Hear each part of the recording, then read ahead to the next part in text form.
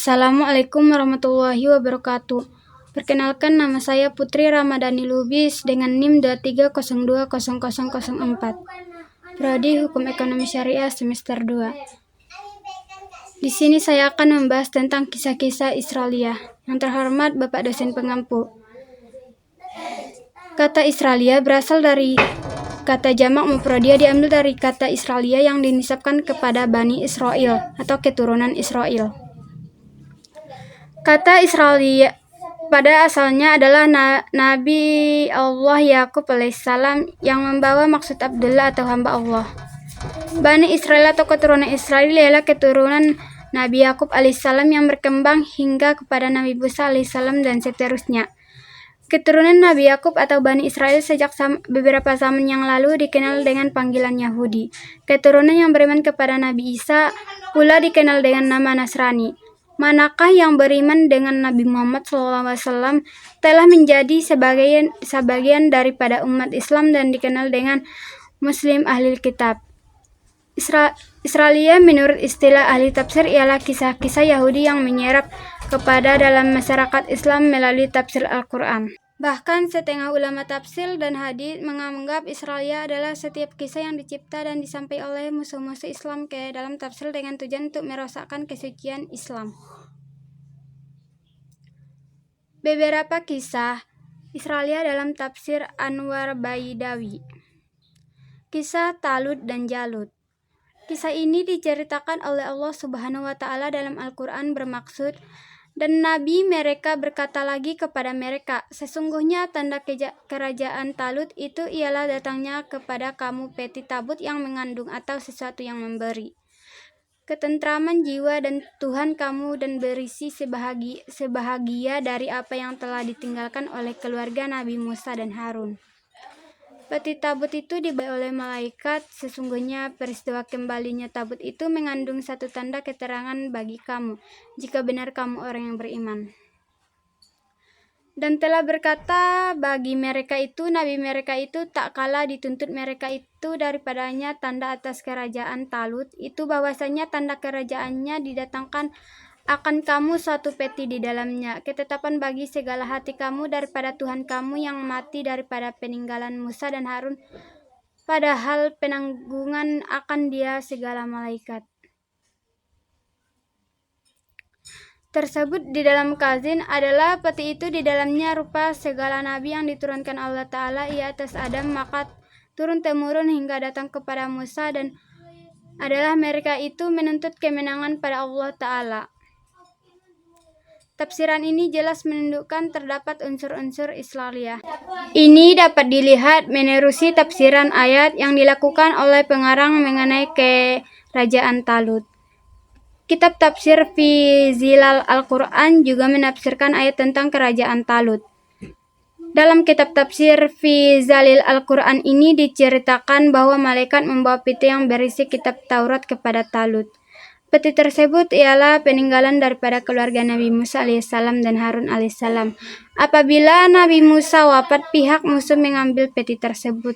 Terdapat juga pendapat yang menyatakan bahwa peti yang mengandung naskah Taurat itu adalah pemberian daripada Allah Ta'ala kepada Nabi Musa alaihissalam. Kisah Nabi Sulaiman dan negara ambil peti tersebut. Terdapat juga pendapat yang menyatakan bahwa peti yang mengandung naskah Taurat itu adalah pemberian daripada Allah Ta'ala kepada Nabi Musa alaihissalam. Kisah Nabi Sulaiman dan negara Putri Bilqis.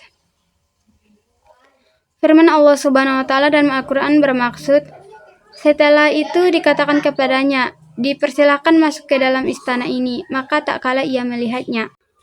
Kisah Nabi Syuaib dan Nabi Musa alaihissalam. Musa menjawab, perjanjian itu adalah antarakan denganmu dihormati bersama yang mana sahaja dari dua tempat itu aku tunaikan.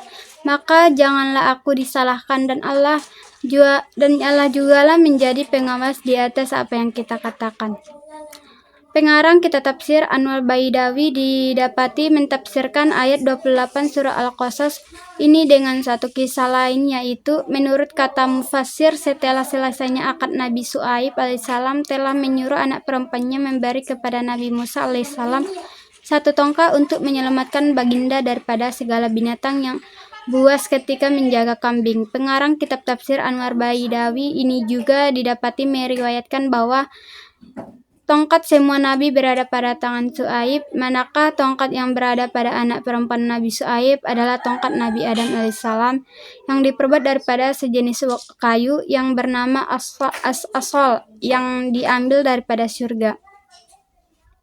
Kemudian diambil oleh Nabi Musa dengan pengetahuan Nabi Syuaib. Apabila dirujuk kepada kitab-kitab yang peka terhadap persoalan Israiliyah, seperti Sayyid Qutb, didapati beliau mentafsirkan ayat 28 surah Al-Qasas ini dengan menyatakan bahwa apabila Nabi Musa menerima tawaran dan perjanjian itu mengikut syarat-syarat ditetapkan oleh Nabi Syuaib, maka Nabi Musa pun berkata, dan mana-mana sahaja daripada dua kelompok kerja itu saya tunaikan, maka hendaklah tidak ada apa tuntutan yang lain lagi kepada saya. Ibnu Katsir pula menyatakan bahwa di dalam ayat sebelumnya itu ayat 27 surah Al-Qasas, Nabi Syuaib telah menerima cadangan putrinya supaya mengambil Musa, bekerja dengan baginda. Lalu Nabi Syuaib memanggil Nabi Musa dan berkata, "Wahai Musa, aku ingin mengkawini engkau dengan salah seorang daripada puteriku. Ini dengan mas kawinnya engkau hendaklah bekerja denganku selama 8 tahun. Jika engkau hendak memanjangkan tempo kerjamu selama 10 tahun, maka itu akan aku anggap sebagai kerja sukarela dan aku tidak memaksa." Kemudian dalam ayat 28 surah Al-Qasas ini Nabi Musa alaihissalam menjawab, "Aku menerima tawaranmu ini dengan perjanjian sebagaimana yang engkau tetapkan, yaitu bekerja selama 8 tahun dan sekiranya aku bersetuju, aku boleh memanjangkan masa kerjaku sehingga 10 tahun. Allah lah yang menjadi saksi atas apa yang telah kita ucapkan." Kisah Nabi Musa dengan Fir'aun. Firman Allah dalam Al-Quran yang bermaksud, dan Fir'aun pula berkata, "Hai pembesar kaumku, aku tidak mengetahui ada bagi kamu Tuhan selain." Ibnu Katsir pula menyatakan bahwa di dalam ayat sebelumnya itu ayat 27 surah Al-Qasas, Nabi Syuaib telah menerima cadangan putrinya supaya mengambil Musa, bekerja dengan baginda. Lalu Nabi Syuaib memanggil Nabi Musa dan berkata, "Wahai Musa, aku ingin mengkawini engkau dengan salah seorang daripada puteriku. Ini dengan mas kawinnya engkau hendaklah bekerja denganku selama 8 tahun. Jika engkau hendak memanjangkan tempo kerjamu selama 10 tahun, maka itu akan aku anggap sebagai kerja sukarela dan aku tidak memaksa." Kemudian dalam ayat 28 surah Al-Qasas ini Nabi Musa alaihissalam menjawab, "Aku menerima tawaranmu ini dengan perjanjian sebagaimana yang engkau tetapkan, yaitu bekerja selama 8 tahun dan sekiranya aku bersetuju, aku boleh memanjangkan masa kerjaku sehingga 10 tahun. Allah lah yang menjadi saksi atas apa yang telah kita ucapkan." Kisah Nabi Musa dengan Fir'aun. Firman Allah dalam Al-Quran yang bermaksud, dan Fir'aun pula berkata, "Hai pembesar kaumku, aku tidak mengetahui ada bagi kamu Tuhan selain dariku. Oleh itu, wahai Haman, bakarkanlah untukku batu bata serta binalah untukku bangunan yang tinggi supaya aku boleh naik untuk melihat Tuhan Musa yang dikatakan itu. Dan sesungguhnya aku percaya Musa daripada kalangan orang-orang yang berdusta." Al-Fansuri telah menafsirkan ayat 38 surah Al-Qasas ini dengan katanya tersebut di dalam Al-Kazin, "Tak kala selesailah mereka membina mahligai atau tangga seperti yang disuruh itu, maka naikkan Fir'aun ke atas dan disuruhnya panah ke langit. Setelah anak panah itu kembali kepadanya, didapati anak panah itu berlumuran darah dan Fir'aun mengatakan bahwa beliau telah membunuh Tuhan Musa." Cerita ini jelas bertentangan dengan tafsir yang dibuat oleh para ahli tafsir yang muktabar. Menurut tafsiran mereka, ayat 38 surah Al-Qasas ini adalah menceritakan tentang keangkuhan Fir'aun yang mengaku dirinya sebagai Tuhan serta berlaku zalim terhadap rakyatnya.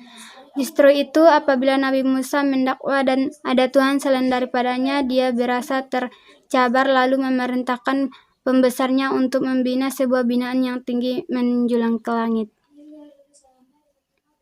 Kemudian dia berpura-pura menunjukkan kesungguhan hendak mengetahui hakikat yang sebenarnya dengan mencari Tuhan Musa alaihissalam, sedangkan tujuannya benar adalah untuk mengejek dan menyenda. Dalam itu, Maragi berpendapat bahwa kata Fir'aun itu secara zahirnya menunjukkan kebijaksanaan. Beliau terhadap dengan kata-kata rakyatnya akan menerima dirinya sebagai Tuhan. Ada dua kalimat yang diucapkan oleh Fir'aun, yaitu, "Aku tidak mengetahui ada Tuhan bagi kalian selain aku, dan akulah Tuhan kalian yang maha tinggi."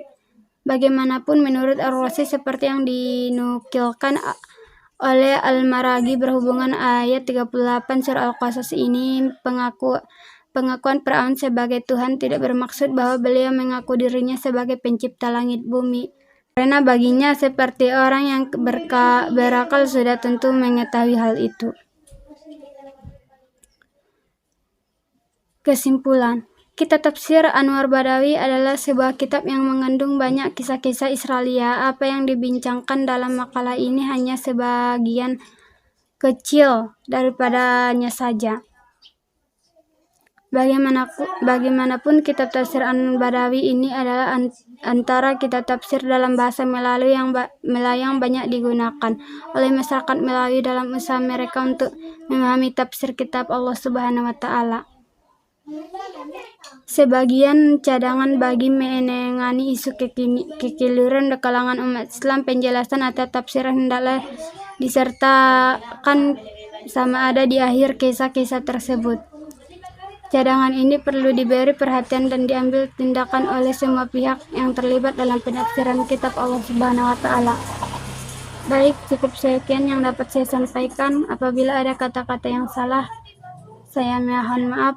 Assalamualaikum warahmatullahi ta'ala wabarakatuh.